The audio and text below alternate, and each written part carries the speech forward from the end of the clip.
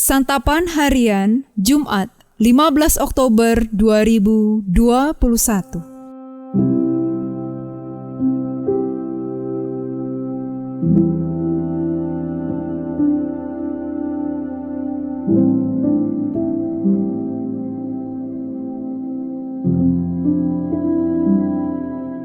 Inilah program Santapan Harian, sebuah program yang mengajak Anda menelusuri isi Alkitab, agar Anda menemukan makna firman Tuhan sesuai dengan konteksnya.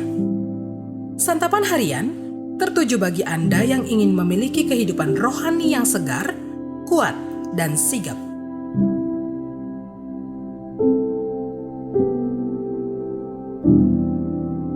Hari ini kita akan membaca Mika pasal yang ketiga, ayatnya yang pertama hingga ayatnya yang ke-12. Namun sebelumnya, mari kita berdoa. Di dalam perenungan akan firman-Mu saat ini ya Tuhan, kami mohon, buatlah kami mengerti kehendak-Mu dan mampu melakukannya. Di dalam kasih-Mu Kristus, kami berdoa. Amin. Mika 3 ayat 1-12.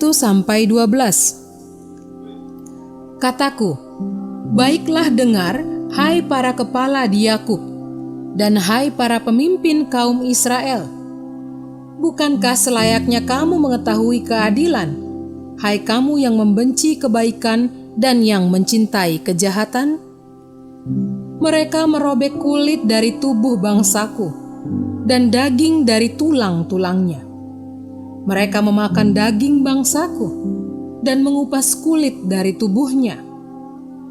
Mereka meremukkan tulang-tulangnya dan mencincangnya seperti daging dalam kuali, seperti potongan-potongan daging di dalam belanga. Mereka sendirilah nanti akan berseru-seru kepada Tuhan, tetapi Ia tidak akan menjawab mereka.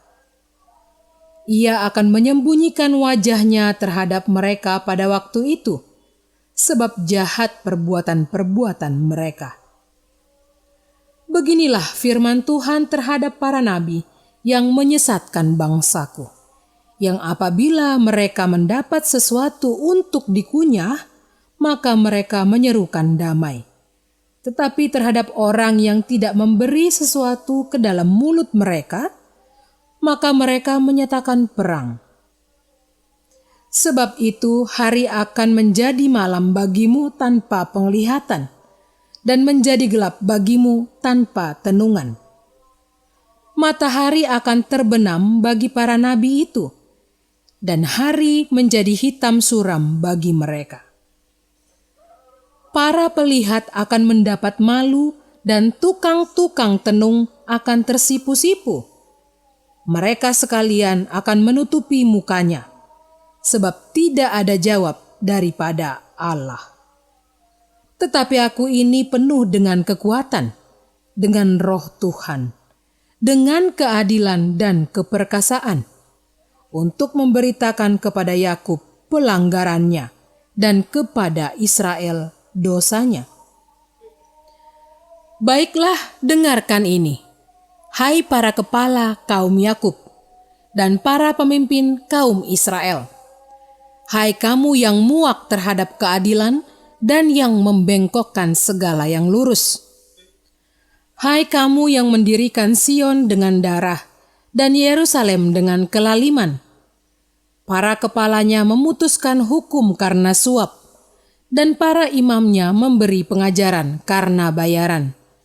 Para nabinya menenung karena uang, padahal mereka bersandar kepada Tuhan dengan berkata, bukankah Tuhan ada di tengah-tengah kita? Tidak akan datang malapetaka menimpa kita.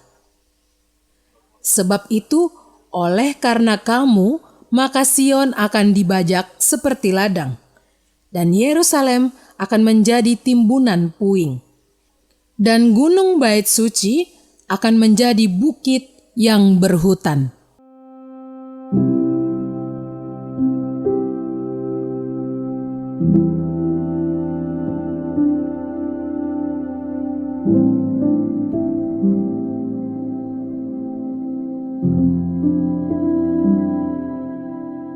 Sahabat santapan harian, pemimpin yang benar harus memiliki belas kasihan dan respek terhadap yang dipimpinnya.